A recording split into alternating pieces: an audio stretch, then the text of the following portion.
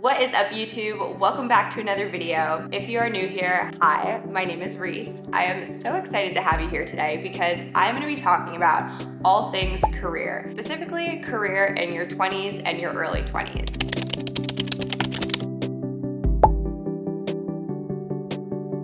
I am just about to start my first job out of college. I'll be starting a 9 to 5 in a brand new city. The day that this video comes out is actually the day after what's going to be my first day of work. So I thought, what better of a time to talk a little bit about how I ended up in the job that I will be doing and just kind of what my career journey has looked like so far coming into college and throughout college and how it got me to this job that I'm about to start here today. But I also wanted to make sure that I gave some advice to people who are kind of in a similar phase where they're maybe in college or they maybe just got out of college and are still just trying to figure out the whole career thing. The idea of a career or finding a job that I loved is something that has been stressing me out since probably late middle school, and I feel like my journey with it all has gone through so many ups and downs over the years, especially throughout college. There were a lot of times where I was just feeling really lost and confused and didn't really know where to turn. So if you are feeling similarly, whether you are in school, whether you just graduated from school, or even down the line if you're in your 30s and your 40s and you're thinking of making a pivot, hopefully maybe some of this can be helpful advice that I've kind of learned from my own experiences with trying to figure this all out. And this is by no means me saying that I have it all figured out. I am definitely still very lost, I guess, in a lot of ways when it comes to career. I am a 22-year-old, so I don't have all of the wisdom in the world to share, but I feel like I have done quite a lot of reflecting on just my whole experience trying to figure out what my purpose was, what I'm passionate about, and just how I'm thinking about approaching finding a career that I love, that hopefully some of what I've learned from that process can be helpful to you all. We know I like kind of dividing my video into parts for you guys. So part one of this video is gonna be about my own career journey so far, starting with coming into college and then throughout college and how I ended up in the job that I'm about to start. And part two is gonna be a couple tips and pieces of advice for you to take with you on your own career journey and hopefully is a little bit helpful. When it comes to my own career journey, I would say that me trying to figure out what I wanted to do probably seriously started towards the end of high school when you're also figuring out where you're trying to go to college. If you know what you want to do, you can try and find a school that has certain programs that are going to be best aligned with that and you're going to learn the most from and all of that. I'm definitely a plan ahead type of person, so I was really trying to kind of hone in on and figure out, okay, what do I want to go to school for, and making sure that I'm going to choose a school that best fits that. Ironically enough, that's actually kind of not what happened at all. Going into college, I was set on doing neuroscience. For those of you who don't know, neuroscience essentially has to do with the science of the brain and the nervous system. There are a lot of different careers in the field of neuroscience that you can do. I wasn't really sure specifically which job I would be interested in doing. I just knew that I really loved learning about how the brain worked, how the nervous system worked, and how that interacted with your body and your behavior, all of that type of stuff. I ended up choosing a school that actually did not have a bachelor's degree in neuroscience. I loved the school I went to so much and felt like it was such a great fit for me that I decided that it was okay that they didn't have a bachelor's degree in neuroscience because they had this thing called the Neuroscience 4+1 program. I decided, okay, well, even though Wake doesn't have a bachelor's degree in neuroscience, they have this 4+1 program, so I'm just gonna do the 4+1 program. I'll get my bachelor's in whatever I end up choosing, and I will graduate after 5 years with my master's in neuroscience, and that'll set me up even better because not only will I have a bachelor's degree, but I'll also have a graduate degree. That that was my thinking. As some of you may know from my other videos, I ended up graduating in 3.5 years, a semester early. So that clearly did not go to plan, but we'll get to that. So I start school my sophomore year. I decide that I'm going to get my bachelor's in psychology. So I major in psychology. They do have a minor in neuroscience. So I minored in neuroscience, and I also minored in BHM, which stood for Bioethics, Humanities, and Medicine. Fast forward to the end of my sophomore year, which was when I applied for the 4+1 program. I got accepted,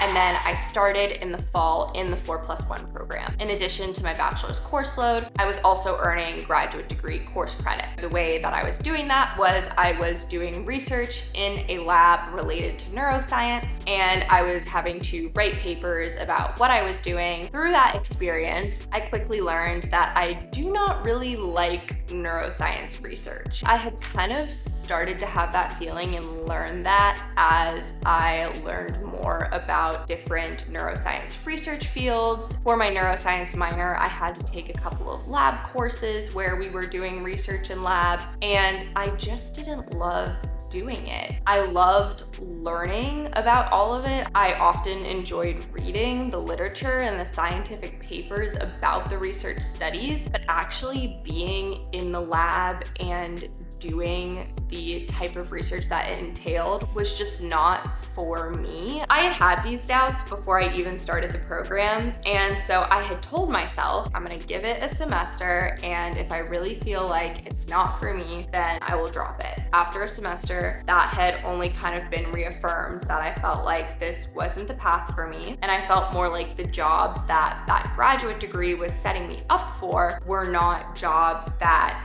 I could see myself being happy doing. And so for me, I felt like it didn't make sense to spend an extra year in school to get this graduate degree that I may not even end up using or use, but end up being somewhere that I don't like. So I had a lot of long conversations with people about it, with my dad especially, who I often turn to for career advice. And I decided after that fall of my junior year to drop out of the program. And then I had a little bit of a quarter life crisis. It was like a mini quarter life crisis. Everything that I had been working towards and thought that I wanted the past 3 years, I had just realized that I did not actually want. And I just felt so lost. And so had a little bit of a breakdown over that winter break. Not actually, I'm being so dramatic. I think I cried for like a couple hours maybe. And then, like I said, plan-oriented person, I was like, okay, new plan. I locked into the idea that I was gonna go to med school. This did not last long, but med school was something I had thought about before because I had always thought I would love doing psychiatry. That is neuroscience adjacent, but it is much more application-based. I'm getting to see patients, I'm getting to counsel them. That felt much more up my alley. But med school, as we know, is a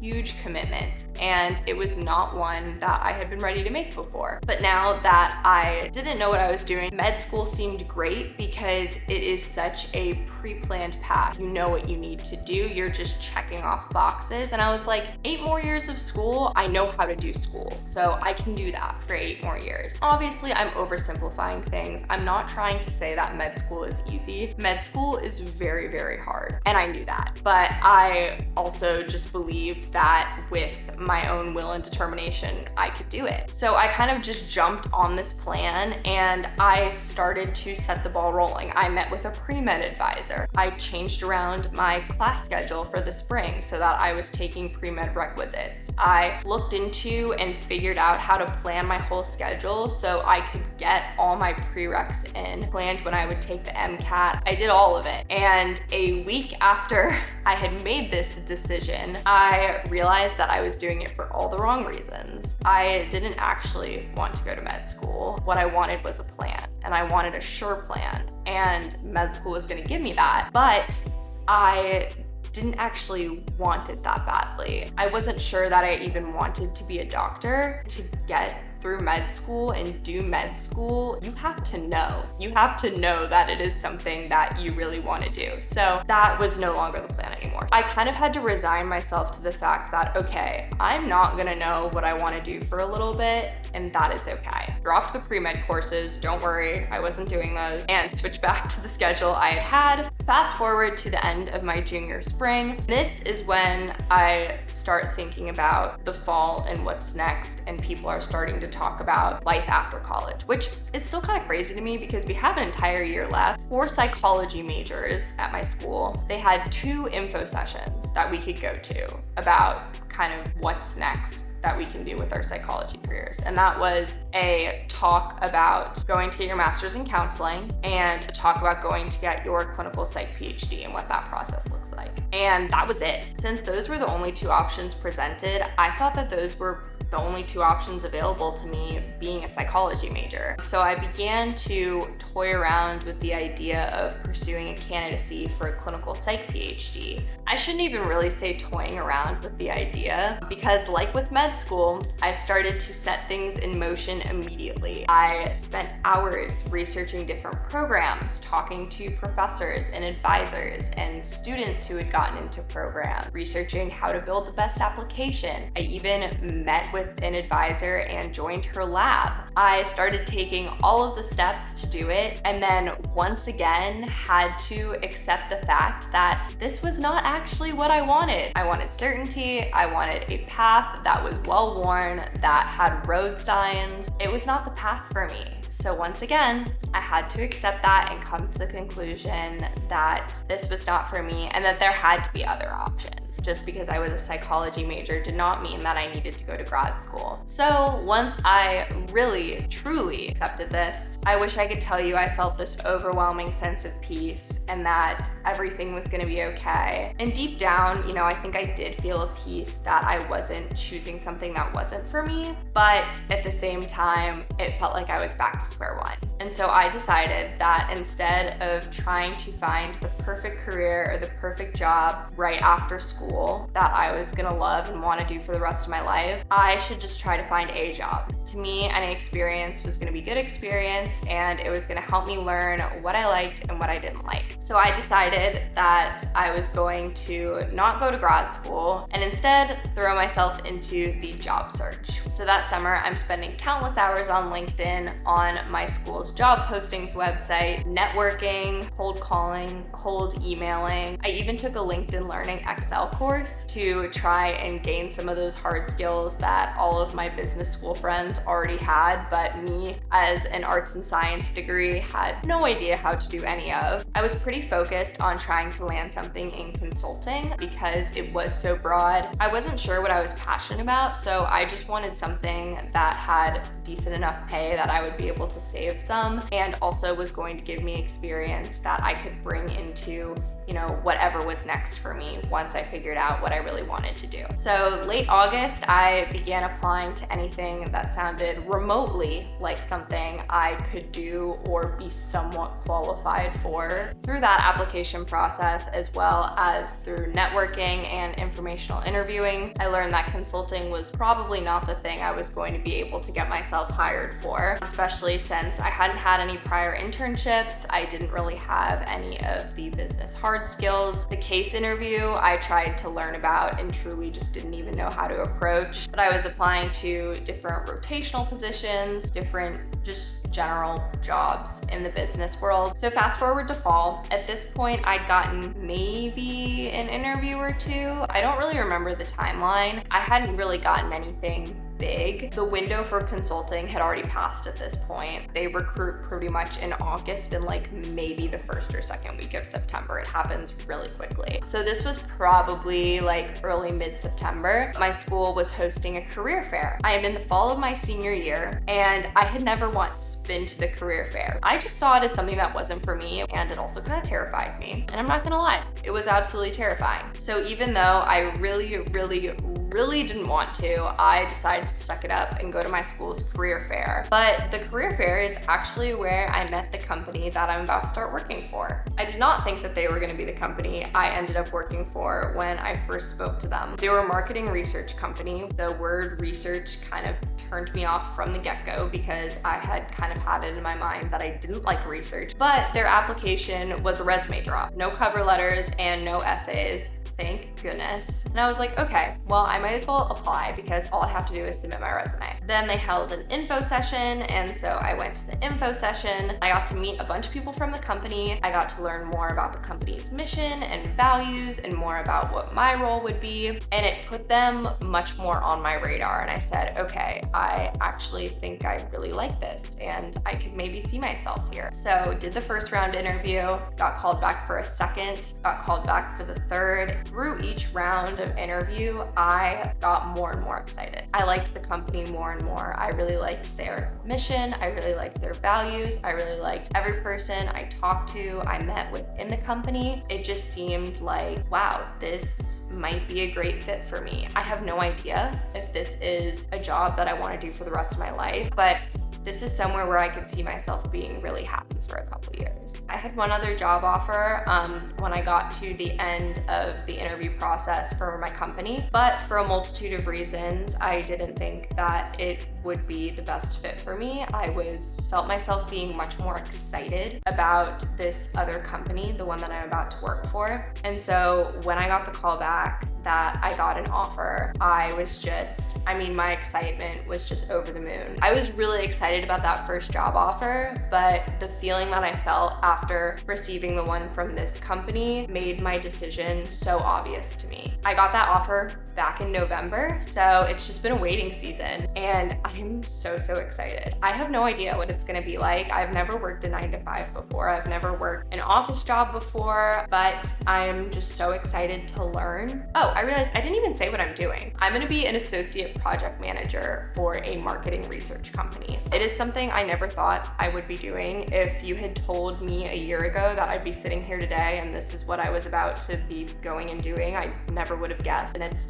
not something that was ever presented to me as an option for an arts and science or a psychology degree. It's really something that I kind of had to take into my own hands and figure out myself. I also want to acknowledge really quick the large amount of privilege that went into me being able to have this job right now. I know we are in a really tough time when it comes to the job market. People are losing their jobs and are really struggling to find jobs. If that is you, I just want you to know that my heart really does go out to you. I have been so fortunate. I went to a school that had a lot of resources, that had a career office and a career center and held career fairs. I do not want to downplay that. Yes, I did work hard for this job, and it really was a lot of my own determination and effort and the work I've done throughout my time in school that landed me this job and allowed me to be where I am today. But I also know that I also had the ability to go to a school where all of those resources and opportunities to find that were available to me. That is just something that I want to make sure that I say, because I know not everyone is in that position, and I do feel very grateful for that. With all that said,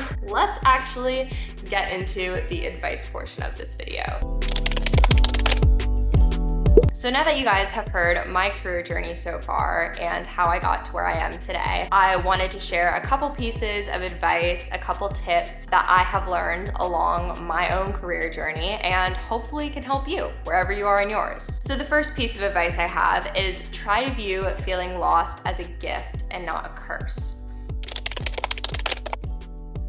Let me explain what I mean by that. I feel like everyone has that one college friend who's known that they wanted to be a doctor or a lawyer since they were like 13 or 14 and seem to now have it all figured out in school because they know what classes they need to take and they know what they need to be doing each year to be getting to that goal. And sometimes you can just look at their life and think, oh, That would be so easy if I just had it all figured out, if I knew what I was already passionate about and wanted to do. But first of all, a lot of those people don't know that that's the thing that they're actually going to be passionate about, but that's a whole other tangent. What I want to talk about is trying to reframe that feeling of being lost, which I think so often feels like a negative to people and gets framed negatively, and turning it around and kind of seeing the positive side to that. If you don't know what you want to do, that means you can do anything. Since I didn't know what I wanted to do for a first job or even what industry I wanted to be in, it gave me the freedom to explore pretty much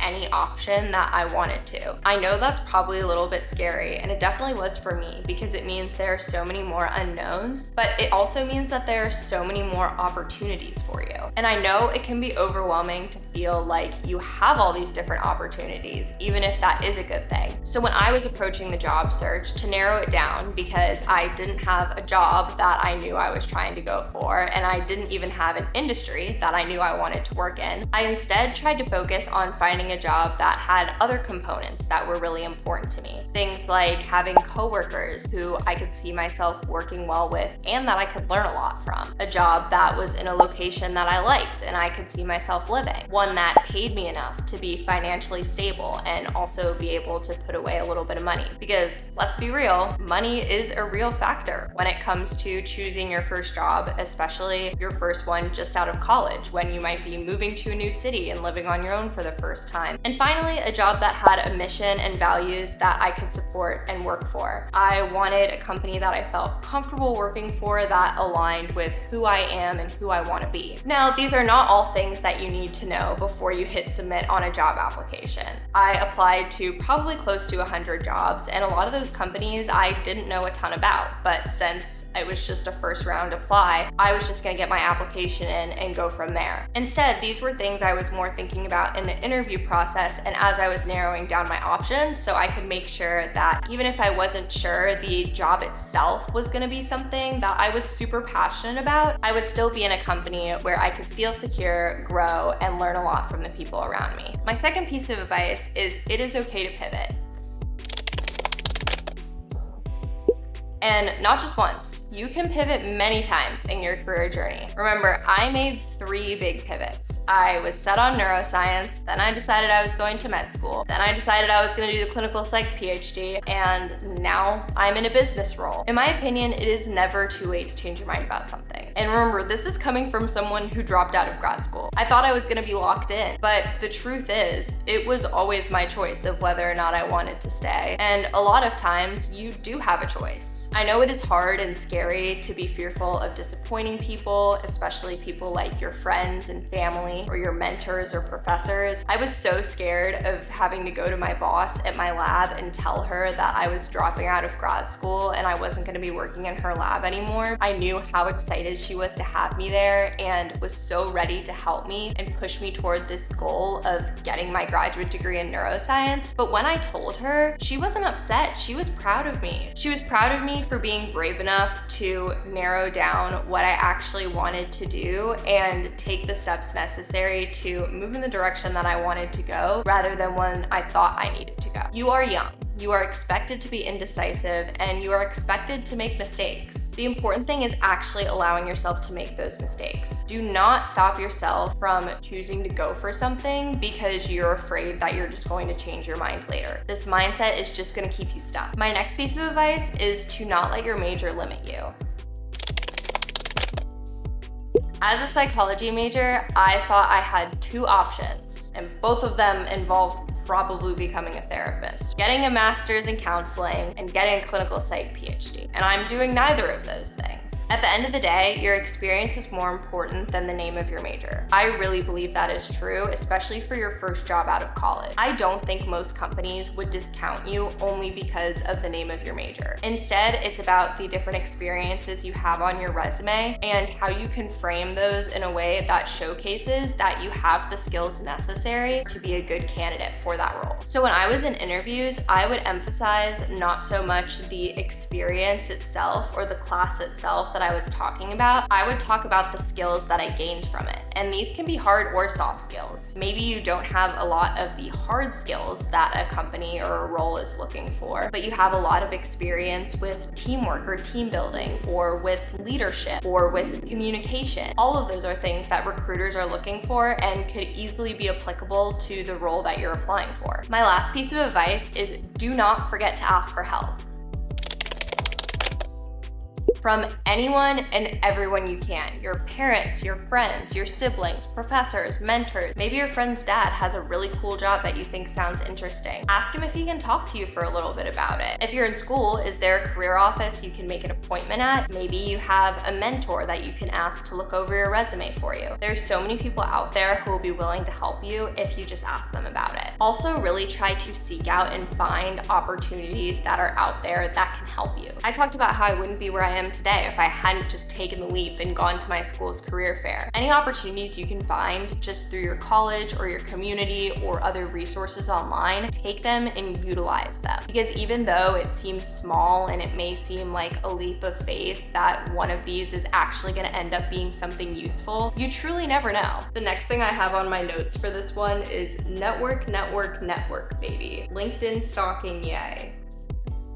But yes, networking is important. It's important to find people in the industries you may think you could be interested in, or the companies that you're thinking about applying for, and finding someone there who'll be willing to talk to you about the company and maybe even about the role you're applying for. Cold emailing people sucks, but it can be so useful in the long run. And even if you don't end up at that company, save that person's number. You never know where that connection may help you out down the line. And my last piece of advice, just breathe.